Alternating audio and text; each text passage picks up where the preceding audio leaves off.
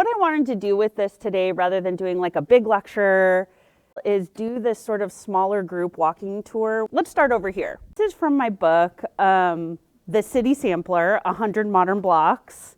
And this wasn't my first book. I think it was my second book. And what I wanted to do, so the original title of the City Sampler book, which they vetoed, much to my dismay, was No Applique, No Templates, No Funny Business. I wanted to make the Dear Jane quilt. Is anybody not familiar with the Dear Jane quilt?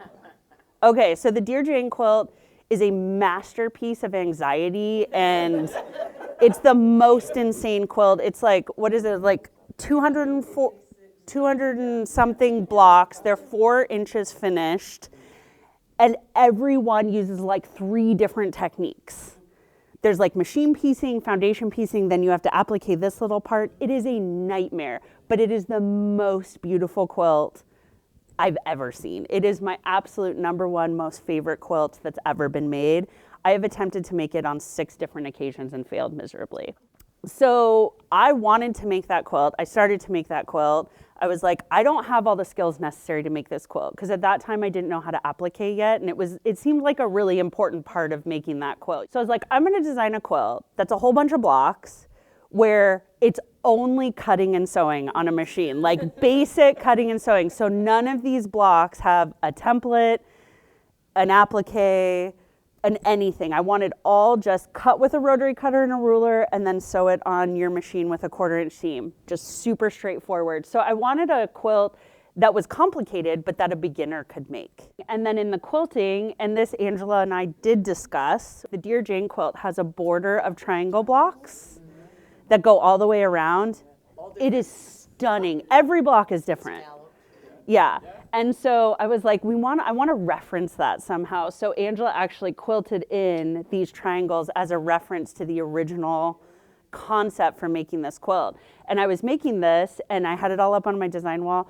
All my quilts start out as just something I want to make. And then somebody makes me put it into something sellable. But that's not where I start with anything. So a friend of mine was a book editor, and she's like, we're making this in a book. And I was like, I don't want to make it a book. And she goes, well, we're gonna. And so I was like, okay, if we're gonna make it a book, I wanna make a book that instead of having all these complicated written instructions, I want it to be a book that's made the way I make things. And so the book has no words. So it's a picture of the block with pieces pulled out for which order they go together in. And then in the book, you just get the numbers, the size of each piece to cut. And right? Thank you.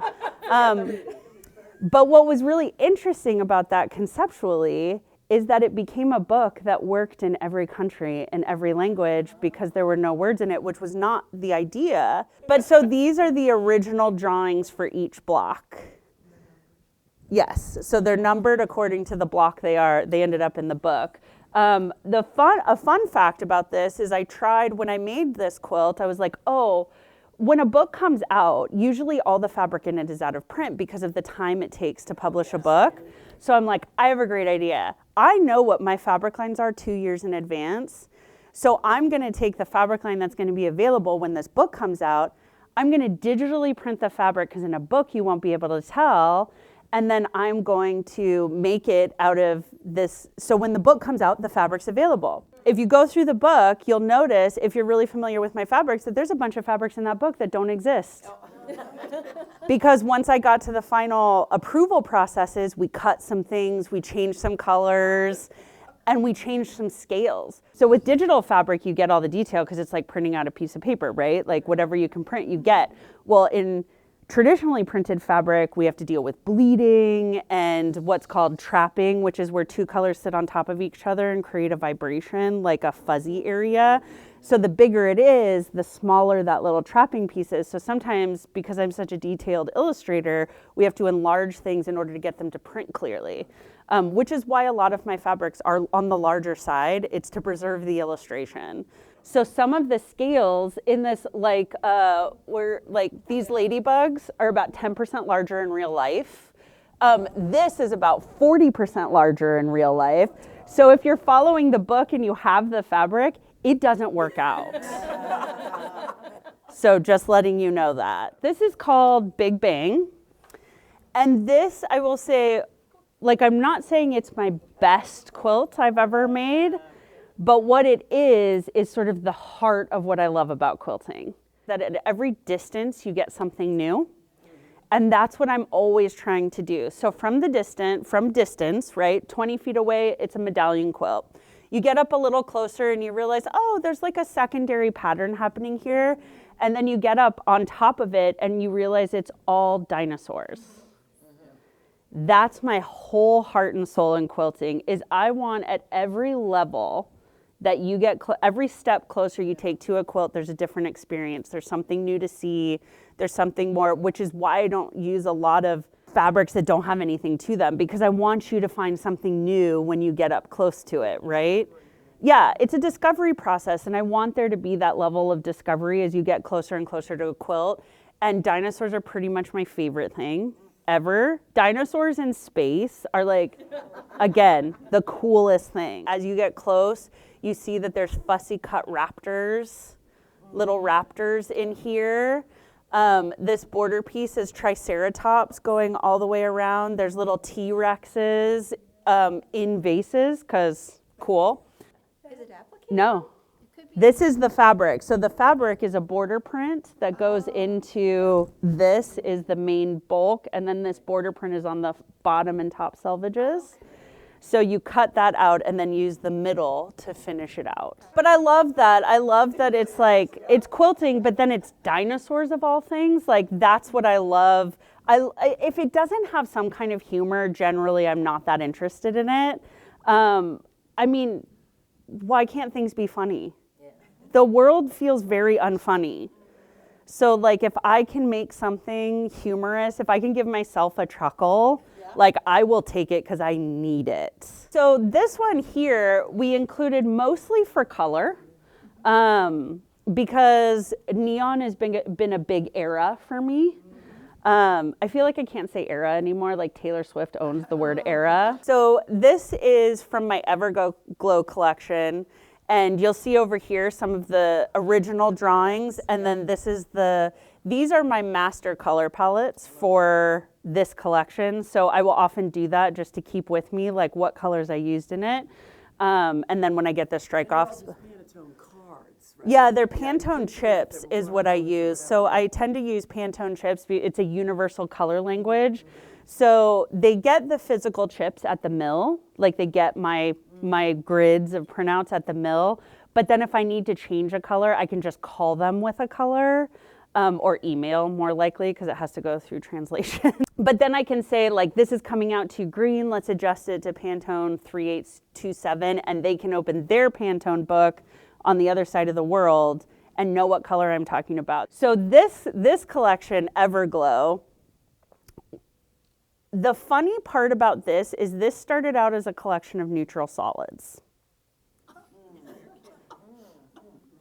We spent weeks working on a collection of neutral solids. And then I was all done with it because I didn't have anything. Everything was all the same brightness. And I thought, gosh, that would add a lot of great depth to quilts if we had some like neutral rainbow colors, right? Like more grayed down or sort of earthy colors. I was like, that feels like really different. You can see the remnants of those in between the stripes and on the backgrounds of these colors. Those were the original solids. And you can see them here. It's these first three swatches. We actually had them dyed and everything. And I got them and I was like, wah, wah, wah. Like, I felt so bored by it.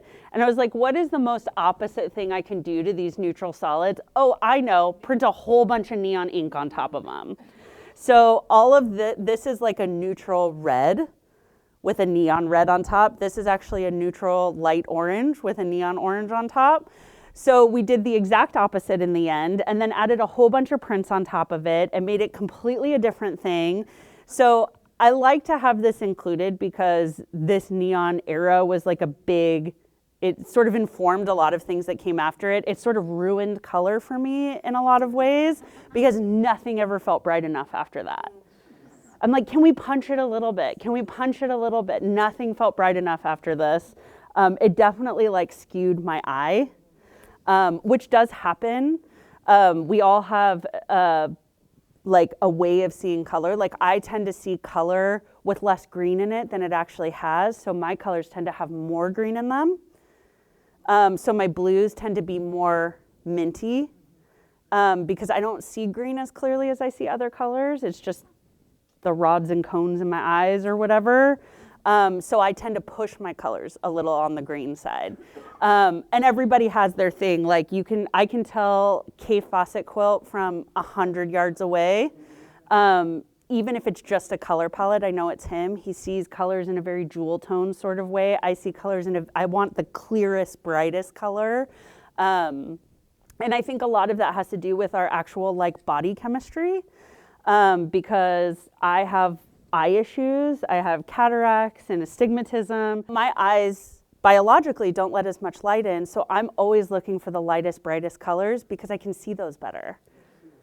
And so where Cave has perfect vision, which annoys me to no end, he sees colors really clearly, so he doesn't require that level. So like, but I think so much of what our color theory is or what we're drawn to or what we like in color has a lot to do with our actual biology and how our eyes are either deficient or efficient, right? So this is one I wanted to include just because it's sort of the pinnacle I've reached in color. It's like the furthest I've ever taken it. And it was very difficult to get to work because whenever you throw a neon color in, it makes all the regular bright colors look really dull. So like getting that right balance was really, really tricky because I had two of the furthest ends of the spectrum, the most neutral for me, and the most bright and everything in between. So getting all of that to balance was probably the most difficult. And then I wanted to, with each collection of colors, so we started out with 8 palettes.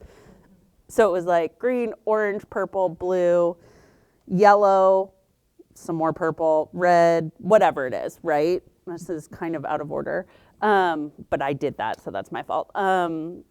But then I wanted an animal that represented that color for each of the prints. So the oranges are a lion, the yellows are a giraffe, the sort of blue, green, grays are hippos. This print's called My Hippos Don't Lie, which I find endlessly amusing.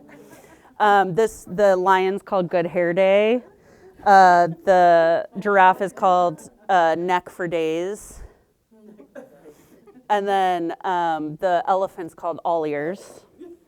I think, right? All Ears. Where's my people? Is happy colors Yeah, happy color. I mean, I always want something to be happy. Like, quilting is an escape for me. It's where I get to check out and the world gets to be whatever I want it to be, right? So it gets to be a place of happiness and freedom, and all the pressures of the world don't exist when I'm at my sewing machine or have a needle in my hand. That's a big part of quilting for me, and that's what you'll see in a lot of this stuff.